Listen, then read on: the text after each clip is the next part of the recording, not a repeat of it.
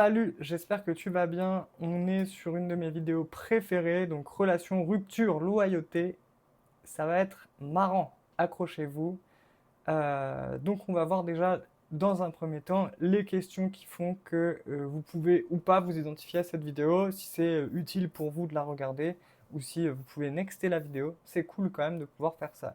Donc on va passer à la première question. Pour ceux qui me connaissent, je m'appelle Julien Niel. Pour ceux qui ne me connaissent pas, je m'appelle aussi Julien Niel.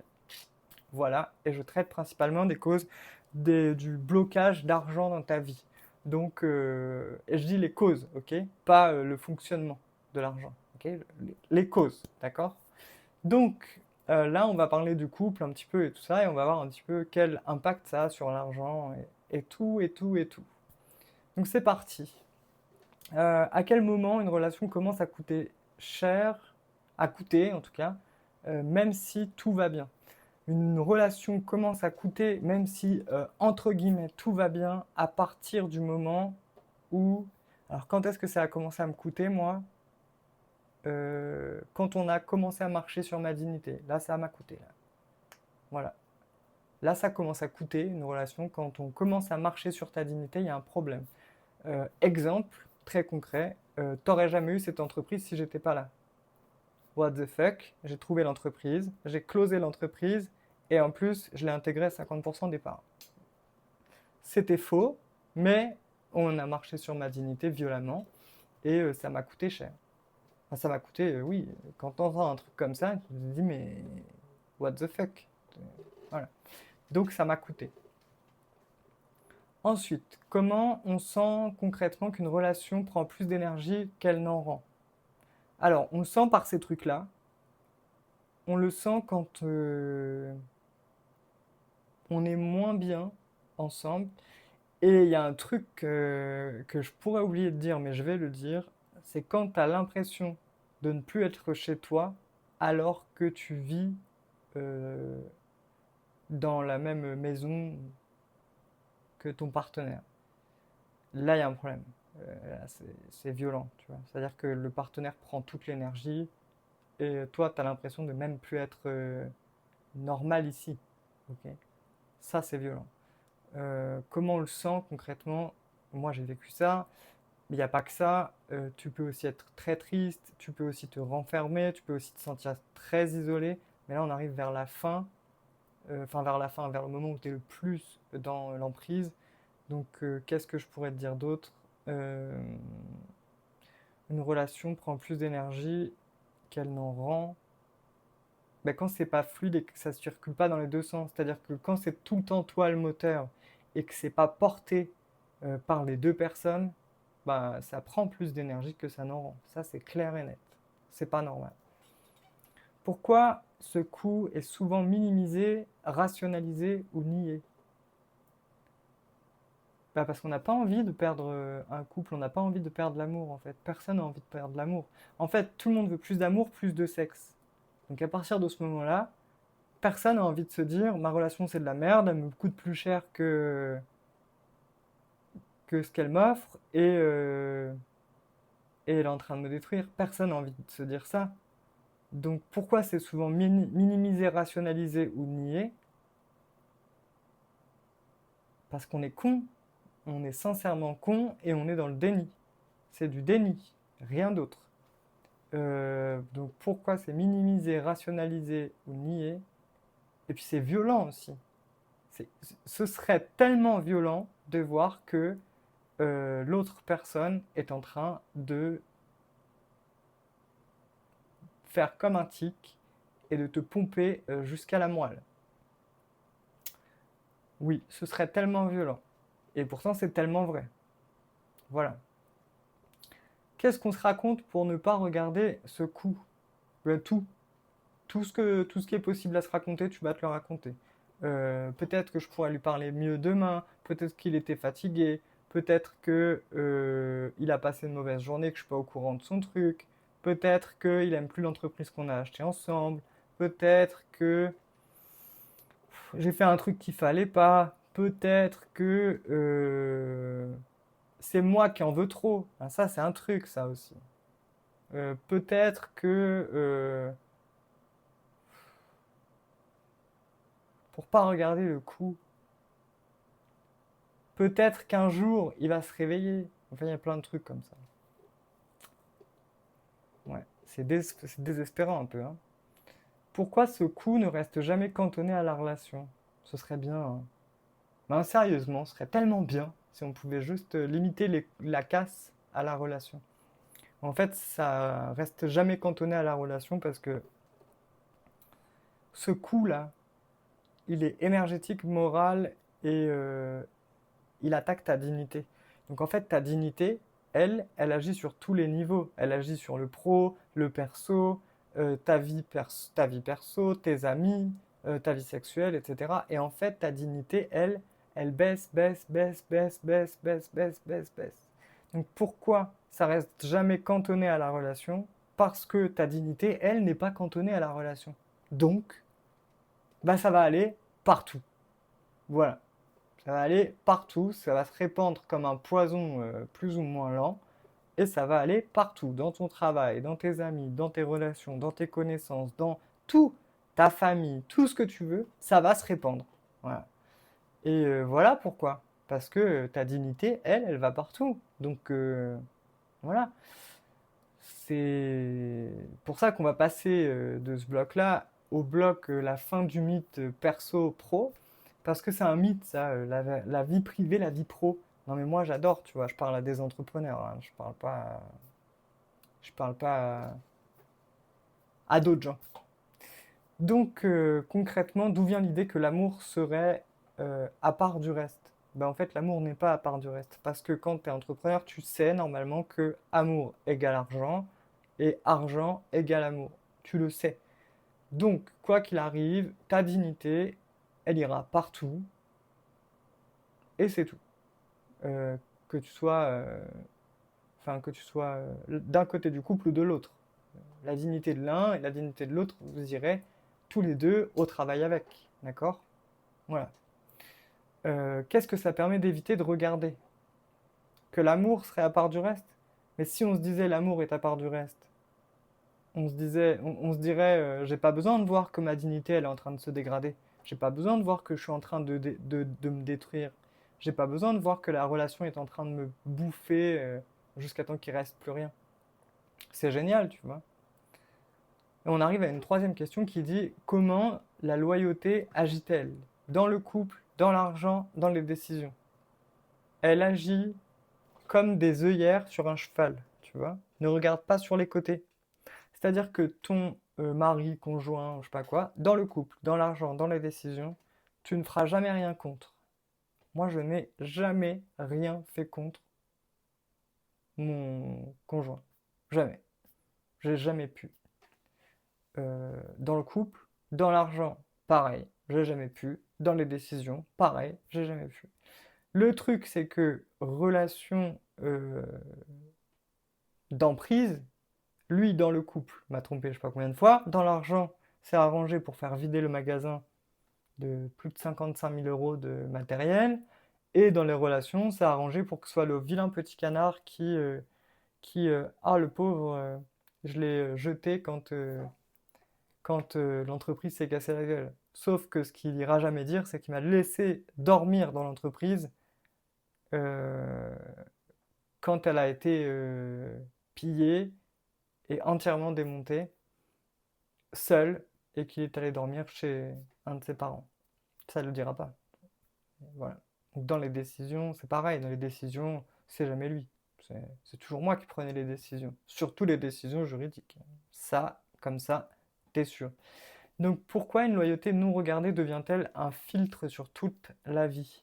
Ben, je viens de te le dire parce que si tu regardes pas où va ta loyauté, à qui va ta loyauté, en fait, c'est pas une loyauté non regardée. C'est-à-dire que si ta loyauté va au couple, t'es mort. Parce que si ta loyauté va pas à toi-même, tu ouvres une porte en grand à quelqu'un qui peut avoir une emprise colossale sur toi et tu vas pas le voir et tu peux te faire plus que retourner. Tu peux te faire lapider comme moi je l'ai été.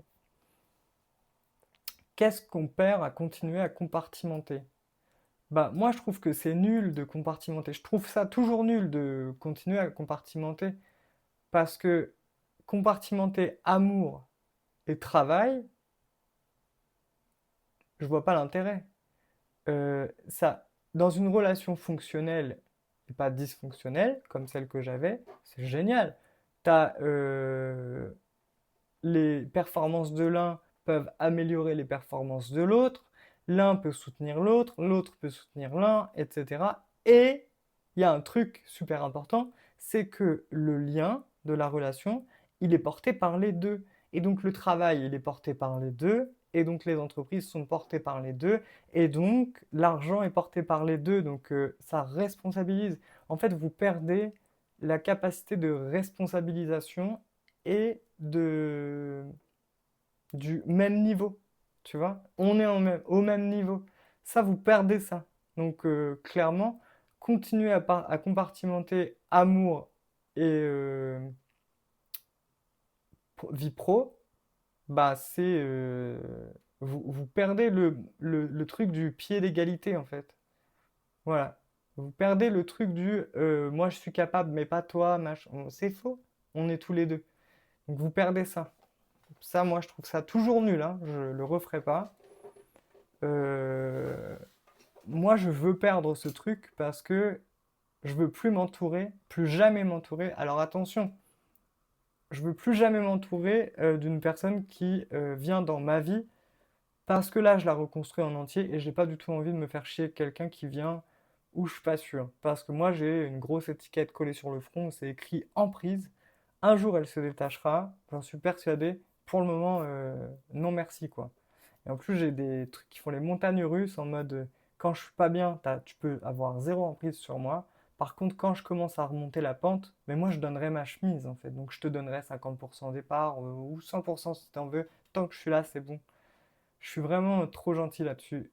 Et même si la personne me balance toutes les responsabilités en pleine gueule et se barre avec ça, moi je dirais juste c'est ma faute. Et voilà. Donc je ferai pas ça. Et je préfère. Maintenant, je vais casser une croyance, c'est que je préfère être seul et bien accompagné. Tu vois la différence? Je préfère ne pas être en couple, mais être bien accompagné, qu'être en couple et, euh, et déjà mort-vivant, quoi. Voilà, donc ça, c'est la délégation et la prise de pouvoir dans les entreprises. Et c'est toutes les petites mains qu'on ne voit pas qui doivent être présentes pour les chefs d'entreprise, les dirigeants, de qui il faut s'entourer. Mais ça s'apprend, ça, d'accord? Donc là-dessus, tu peux rompre ta relation travail tout en préservant un équilibre de couple avec quelqu'un d'autre, tu vois? Couple business, ça c'est possible. Mais en tout cas, il y a de l'amour. C'est pas le même, mais il y a de l'amour quand même. Voilà. Ensuite, la mécanique, pas l'histoire. Ok, l'équipe. Qu'est-ce qui n'allait pas sans jamais être grave? Comment je peux raconter la mécanique de ça? Me faire humilier et toujours revenir en disant que c'était peut-être un problème de l'autre, parce que j'ai ce biais du coach qui veut tout comprendre. Et du coup, je me disais, c'est pas grave, ça peut se régler. Non, sincèrement, je suis passé plusieurs fois à côté de la mort. Et mon ex n'a jamais pris la défense, ma défense. Me disais que c'était pas grave. C'est pas grave, c'est son truc à lui. Il a ses qualités, moi j'ai mes qualités. Il a ses défauts, moi j'ai mes défauts. Euh, voilà. À quel moment tu as senti que ça te coûtait, même sans conflit? Alors, c'est sans conflit pour le coup parce qu'on a failli se remettre ensemble et Dieu merci, on ne l'a pas fait. Enfin, je ne l'ai pas laissé revenir. Si tu veux, il m'a laissé seul. Moi, quand j'ai vu qu'il avait plus de vision à deux, j'ai dit stop. Et déjà, j'ai senti que ça me coûtait très cher, même sans conflit, parce qu'il n'y avait plus de vision, plus de futur à deux. Donc là, c'était chaud. Et Plus de futur à deux dit aussi, tu viens de te casser la gueule financièrement, émotionnellement et tout ce que tu veux. Tu as envie d'une vision où on reconstruit à deux, tu vois. Bon, cette personne n'avait pas envie. Et il s'est passé un truc assez étrange. J'ai compris, en fait, j'ai senti que ça me coûtait, sans conflit, quand moi j'ai assumé le poids des responsabilités juridiques, le poids des responsabilités financières, le poids des responsabilités tout court, le poids des responsabilités sociales et sociétales, etc. Et que lui, il s'est barré en mode je refais ma vie pour l'instant et on se retrouvera plus tard. Moi, je me suis dit tout va bien, c'est normal, tu sais, emprise.com, tape mon nom, quoi. Et à un moment, il m'a dit moi j'ai trouvé une formation, machin, je vais faire ça, par contre ça oblige 4 à 5 découchés par semaine. Et là, je lui ai dit mais attends, ça veut dire dans combien de temps tu vas revenir? Il me dit, bah, peut-être, normalement, la formation, elle se finit dans un mois. Donc, comme il met du temps à délivrer, dans 3 à 6 mois, je serai là. Donc, je dis, en fait, tu vas me laisser refaire une vie pour nous pendant 3 à 6 mois. Et après, tu as cru que tu allais débarquer dans ma vie avec un mode de vie qui ne me convient pas. Pourquoi, en fait, continuer à me tromper et à faire la même merde qu'avant? Et il m'a dit, on ne sait pas, on n'y est pas. Et là, j'ai senti que ça me coûtait, même sans conflit. Là, je me suis dit, il n'y a pas de conflit. Mais là, non. Là, c'est pas possible. Je construis pas un nous sans avoir le nous. Je construis pas une vie pour deux sans avoir deux personnes. Je construis pas un paradis sur Terre pour moi tout seul alors qu'il est censé être partagé. Je construis pas ça, en fait. Donc là, j'ai dit non. Voilà. Alors, question suivante. Qu'est-ce que tu savais déjà mais que tu n'acceptais pas de nommer? Je savais qu'il m'avait trompé. Je le savais. C'était inévitable, j'en étais certain. 8 mois avant que un mec m'envoie un message sur mon téléphone en me disant qu'il recevait des pressions pour pas que il ouvre sa gueule euh, de la part de mon ex. Je savais qu'il m'avait trompé, je l'avais senti en fait. Je l'avais senti pas sur ses fringues, je sais pas quoi, je l'avais senti, c'est tout. Euh, je l'avais juste senti en fait. C'est moi, je suis comme ça. Je sens les choses et en fait, je sens les choses et à partir du moment où en fait, des fois, je sens des choses et c'est pas sûr. Donc, je me dis, bon, ok.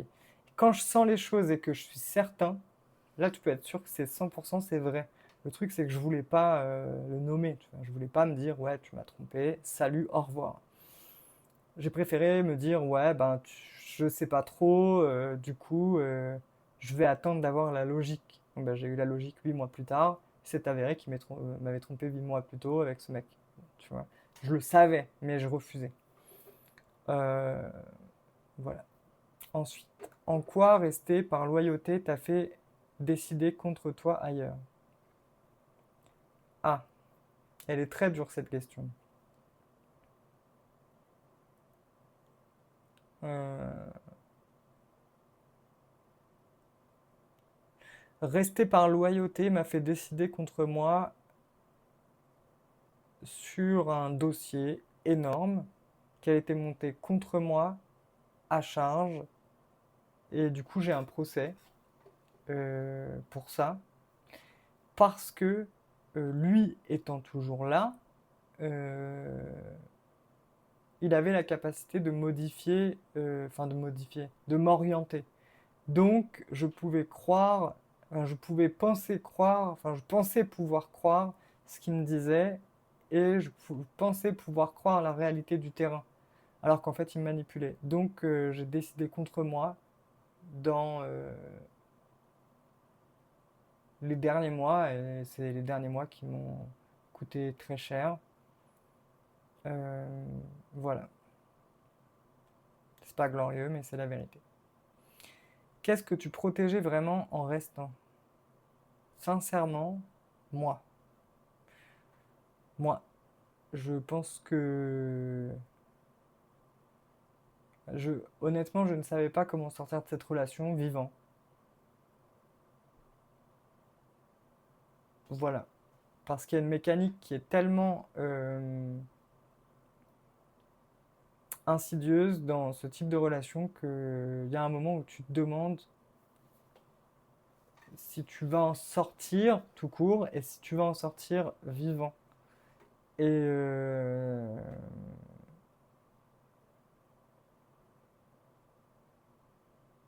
c'est vraiment ouais, très, très difficile. Voilà. Donc j'ai un peu attendu que ce soit la fin de la fin de la fin, même si la fin c'est clairement dessinée malgré moi. J'ai attendu que ce soit la fin de la fin pour pouvoir dire stop, ça suffit, on s'entend plus, etc. Stop respectueux. Voilà. C'est ce qui s'est passé. Alors que le stop n'a pas été respectueux du tout, vu que il me l'a mis à l'envers sur beaucoup de points. Mais bon, ouais, c'est vraiment pas facile de te dire que oui, effectivement, je me protégeais moi en restant. Après,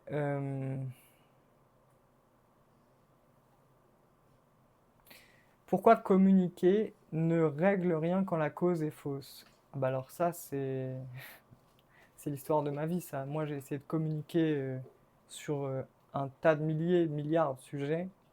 Je pense qu'on peut dire milliards de sujets parce que je suis jeune, mais Dieu sait que j'aime communiquer. J'ai essayé de communiquer sur plein de choses et ça n'a rien réglé parce que la cause était fausse. La cause, c'était l'emprise, c'était lui. Et en fait, moi, j'essayais de communiquer sur le business, sur les valeurs, sur la famille, sur ce qu'il avait pu vivre, sur ce qui était compliqué, sur machin. Je pouvais pisser dans un violon, c'était la même chose. C'était pareil. La cause était ailleurs. La cause, c'était que il avait l'emprise, il avait ce qu'il voulait en tête, et il se serait jamais arrêté, en fait. Voilà. En quoi les compromis peuvent devenir destructeurs? Bah là, on a un parfait exemple de compromis. À l'époque, avant qu'on achète cette entreprise, du coup bien avant qu'elle coule, euh, je ne voulais pas le faire entrer au capital de l'entreprise ni au pouvoir de l'entreprise. Je voulais garder 100% de mon entreprise et acheter une entreprise avec ces 100%.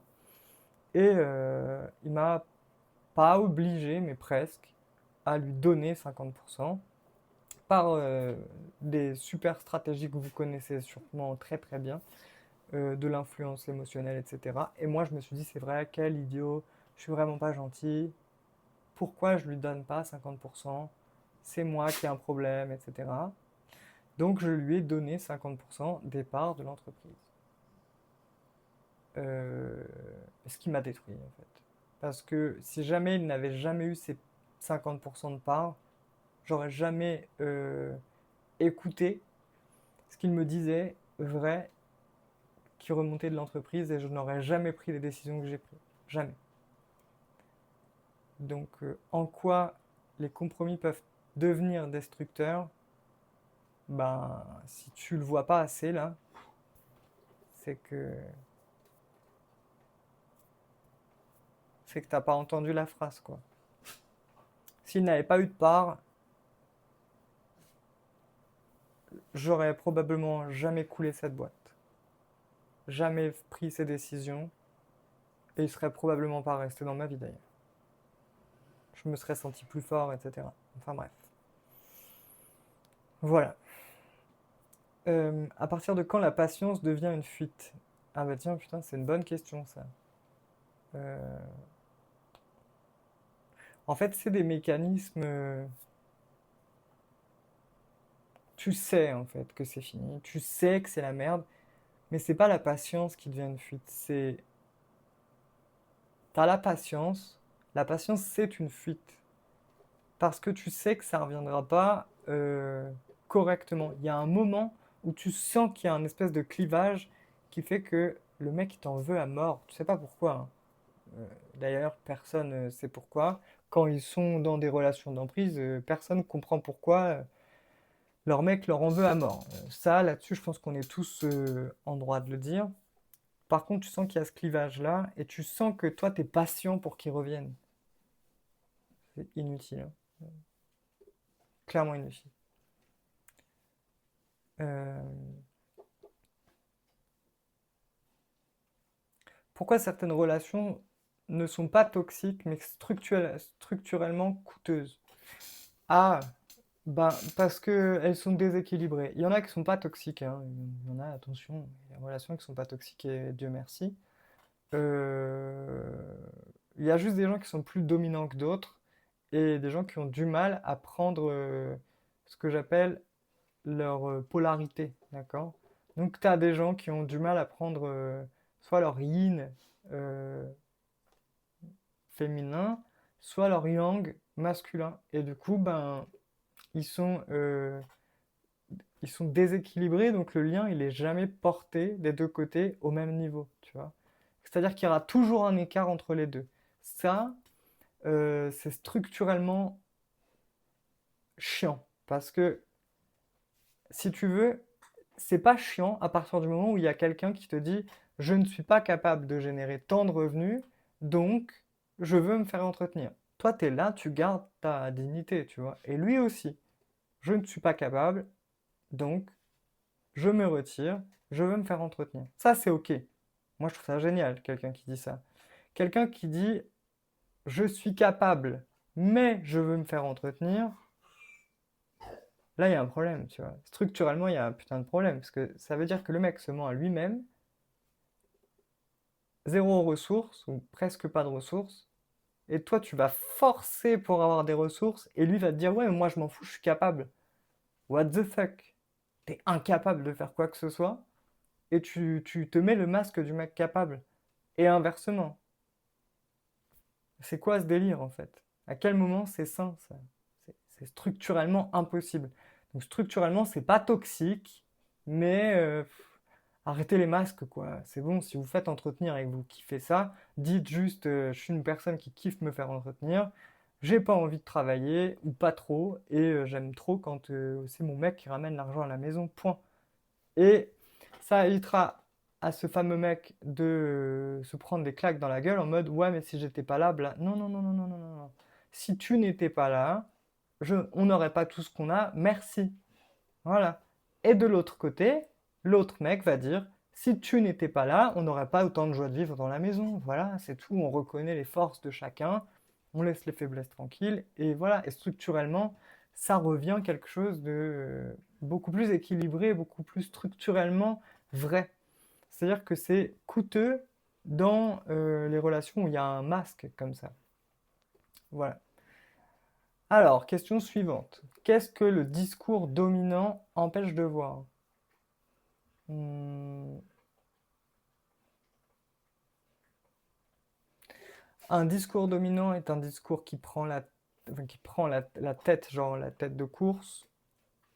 Il empêche de voir les faiblesses de l'autre parce qu'il pense qu'il va y arriver de toute façon. Donc voilà.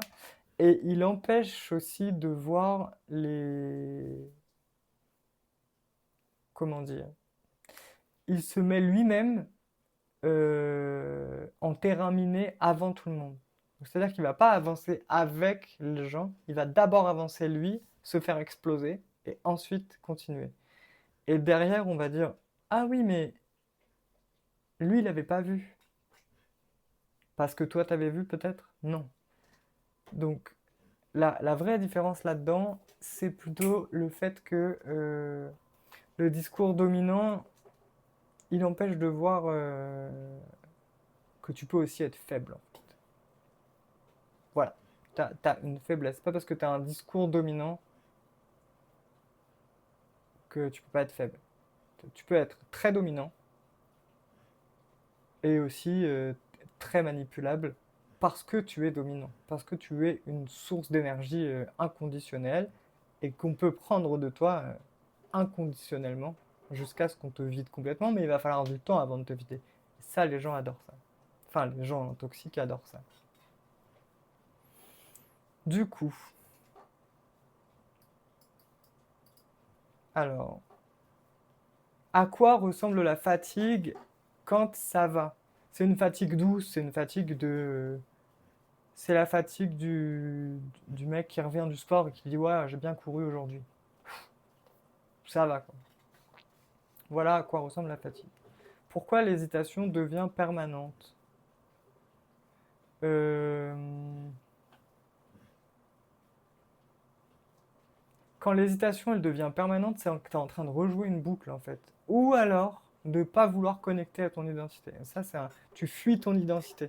Donc quand tu hésites en permanence, qu'il y a un truc, un frein qui te fait chier, il y a une cause en fait à ça. C'est, faut voir la cause en fait, hein. Il y a besoin de nommer la cause de ça, tu vois. Euh, c'est pas normal que tu vois pas pourquoi t'hésites. Si tu vois pas pourquoi t'hésites, il y a un truc. C'est que il y a une cause en arrière-plan que tu vois pas. Comment l'argent commence à forcer ou à bloquer ailleurs? Ailleurs que dans le couple, ben toi tu vas forcer pour en vouloir plus, donc tu vas prendre plus, tu vas essayer de prendre, tu vas t'accrocher, tu vas essayer d'en mettre de côté, tu vas essayer d'assurer le coup en fait. Et ça va se voir dans tes relations, ça va se voir dans ta famille, ça va se voir. On va avoir l'impression que tu es. On va avoir l'impression, mais c'est pas le cas, on va avoir l'impression que tu es radin parce que tu contrôles. Donc tu vas rentrer dans le contrôle en fait. Voilà. Euh, Quelles décisions évidentes sont repoussées? Quand tu es dans le contrôle, bah, tu veux pas voir la cause en fait. Tu contrôles pour éviter de voir la cause. Mais tu peux pas la voir de toute façon. Donc en fait, la décision évidente repoussée, c'est le truc que tu sais que tu devrais faire mais que tu fais pas. La personne que tu devrais virer mais que tu vires pas. Euh, le truc que tu devrais arrêter mais que tu n'arrêtes pas. Ou le truc que tu devrais commencer mais que tu commences pas. Il y a un truc que tu sais que tu ignores. En fait, non. Attends, hein. Il y a un truc que tu sais et que tu fais semblant d'ignorer. Comme quand moi je disais, il me trompe, c'est sûr, mais j'en ai aucune preuve. C'est ce truc-là, là. Ok? Pourquoi ce n'est pas un problème relationnel mais un problème d'origine? Bah parce qu'en fait, ton problème, il n'est pas relationnel, là. Là,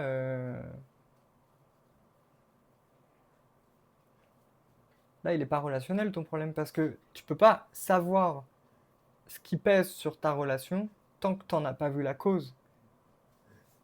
Si ça se trouve, c'est le boulot qui pèse sur ta relation, c'est peut-être pas ton mec ou ta meuf.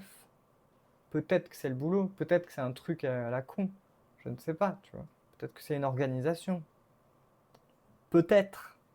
Peut-être que tu veux carrément changer de meuf ou changer de mec et qu'il faut le nexter, tu vois. C'est pas un problème relationnel, c'est un problème de lien rompu là. Ok? C'est pas un problème relationnel. C'est terminé déjà la relation. C'est un problème de lien à couper ou qui est déjà coupé et tu veux pas le voir. Voilà. Il faut être clair, ok? Alors un petit point structure.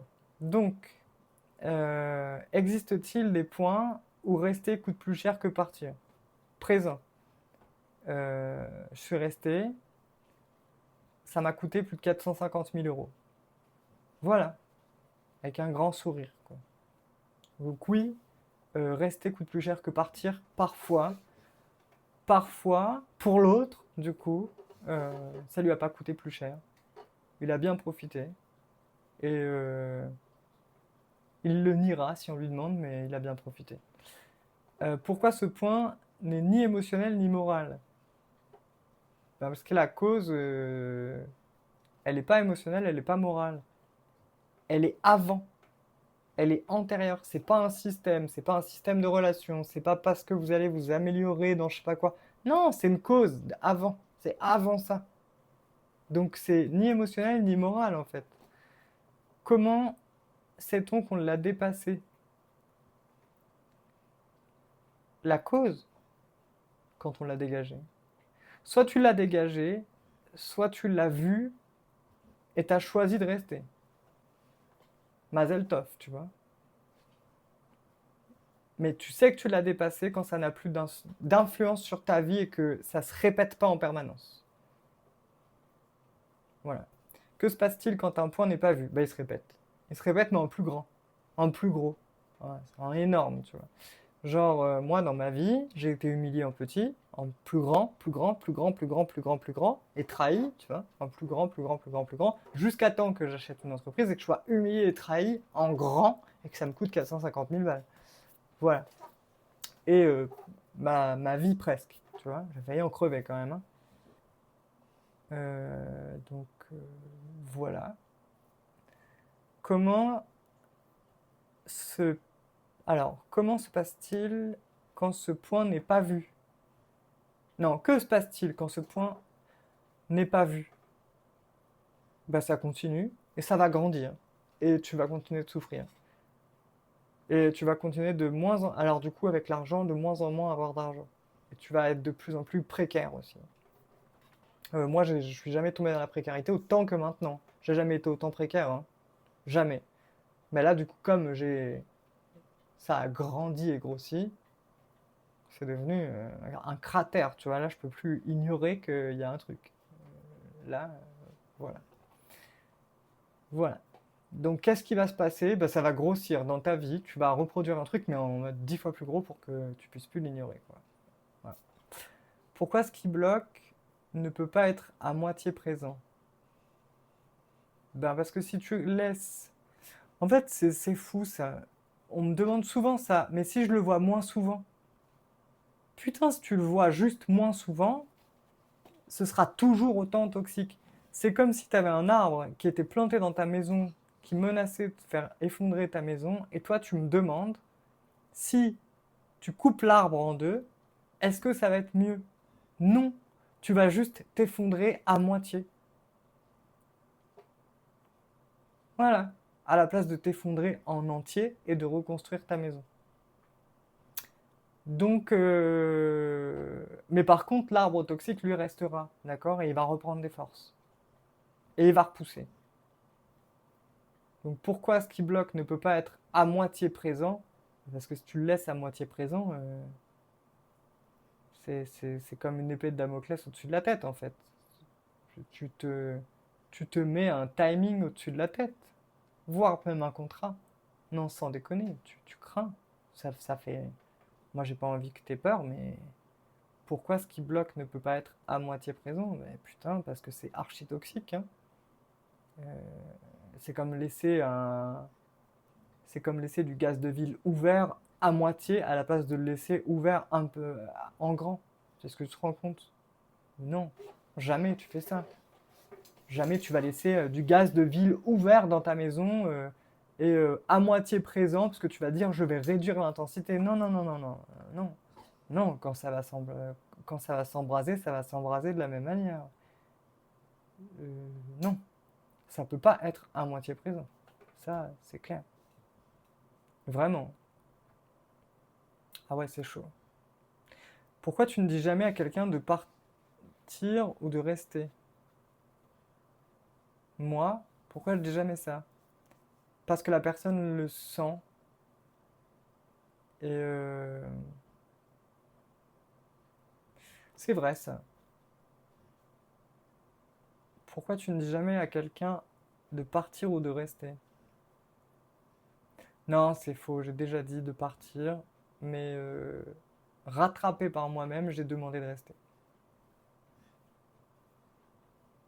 Mais par contre, en tant que businessman, je dis jamais à quelqu'un de partir, c'est faux. Je dis à des gens de partir et de rester. Non, je trouve que rester, c'est quelque chose qui doit pas être dirigé, tu vois. À moins que vraiment je tienne à la personne. C'est tout. Quel est ton rôle exact dans ce processus? De vérifier la cause. Moi, je vais te faire parler. Mon rôle à moi, c'est de te faire parler, de voir en fait dans ta vie c'est quoi la cause, l'unique point de... J'appelle ça le point névralgique de ta merde, d'accord? On va aller. Tu vas m'expliquer ta merde. Voilà, grosso modo. Je vais te poser des questions. Et souvent, je vais aller te poser une question où tu n'avais pas pensé aller, quoi. Je vais te dire, c'était quoi déjà là-bas là? Ah, là-bas, mon jardinier? Ouais, ouais. Ton jardinier, ouais. Bah, faudrait peut-être penser à l'exclure, lui, non? Ah, pourquoi tu dis ça? Non, comme ça. Ta voix, elle change quand tu m'en parles. Je rigole, hein, je prends un faux exemple. Mais, euh, mais voilà. Donc pourquoi moi je dis jamais à quelqu'un de partir ou de rester? Parce que c'est pas mon rôle, d'accord? C'est ta décision, pour répondre à la question. Qu'est-ce que devient la responsabilité une fois la cause vue? Que devient la responsabilité une fois la cause vue? Plus la mienne. Moi j'ai vu la cause, toi tu prends ta décision. Si tu veux que ta vie elle se passe bien, t'agis. Si t'as pas sûr, laisse et regarde, observe, mais pas trop longtemps, sinon ça va faire chier. Enfin bon, c'est ton problème, ok? C'est pas ma décision, c'est pas ma vie, hein. Faut que tu comprennes ça. Ce n'est pas ma vie, d'accord? Moi, je négocie pas avec ça, hein. Donc, tu fais ce que tu veux, quoi. Moi, ma responsabilité, une fois que la cause elle est vue et que je te l'ai dit, ça s'arrête là, hein. Je veux pas te tenir la main en mode j'ai peur, je sais pas quoi. Tu prends tes responsabilités. Si tu as besoin de te faire accompagner, machin, c'est pas moi, c'est quelqu'un d'autre. Moi, je vois la cause. Par contre, ça va changer ta vie radicalement. Qu'est-ce qui change quand on arrête de négocier avec soi-même? Bah voilà. Bah voilà. T'arrêtes de négocier avec toi-même. Bah tout change. Tout change parce que tu as vu la cause, tu sais ce qui bloquait, donc tu sais aussi maintenant qu'est-ce qui débloque. Donc tu arrêtes de négocier avec toi-même, donc finalement tu vas dire ok j'arrête de négocier avec moi-même, je sais ce que c'est la cause. Euh, Bah maintenant j'y vais quoi. Je sais comment me débloquer, let's go, tu vois. Et tout va revenir d'un coup. Alors quand je te dis d'un coup, c'est plus expliqué sur mon site et tout ça. Et je t'explique tant de jours, etc. Euh, mais ça va revenir grosso modo très vite. Donc tu te retrouves en fait, hein. Tu te retrouves toi et ton amour de toi. Parce que oui, tu t'aimais, c'est arrivé. Tu t'aimais plus que ce que tu le pensais, mais oui, tu t'aimais. Et qu'est-ce que tu vas retrouver d'autre? L'argent. Euh, Tu vas retrouver aussi l'envie. Tu vas retrouver aussi le désir sexuel. Si tu l'as perdu, tu vas le retrouver. Tu vas retrouver le désir de voir tes proches ou de voir n'importe qui d'autre, juste parce que tu as envie d'être libre. Tu vas retrouver ta liberté. Euh, Ah, et tu vas retrouver une sécurité que tu n'avais plus. C'est déjà pas mal, hein. Et quand je te dis l'argent, tu vas retrouver l'argent, mais en grand. Ok? C'est pas l'argent forcé, genre horrible, quoi. C'est l'argent, genre lubrifié, tu vois. Ça circule. Donc, non, je fais une petite blague, mais ouais, non. Quand t'arrêtes de négocier avec toi-même, non, non, sans déconner, tu vas te retrouver, tu vas retrouver, tu vas comprendre en fait pourquoi l'argent était bloqué. Tu vas dire, ah putain, évidemment que c'était bloqué. Comment tu voulais que, comment tu voulais que je sois la personne qui reçoit autant d'argent? J'étais dans un carnage, mais sans nom. En fait, tu vas ouvrir les yeux. Après, mais ça se fait tranquille hein, d'ouvrir les yeux. C'est pas non plus un truc. C'est pas violent. Voilà. Voilà. La cause elle peut être chiante et violente à découvrir sur le coup, mais c'est pas violent après, quoi. C'est petit peu par petit peu et pff, ça s'ouvre, ça s'ouvre, ça s'ouvre. Voilà. Tu vas te réouvrir, en fait. Voilà. Je te dis à bientôt. Ciao.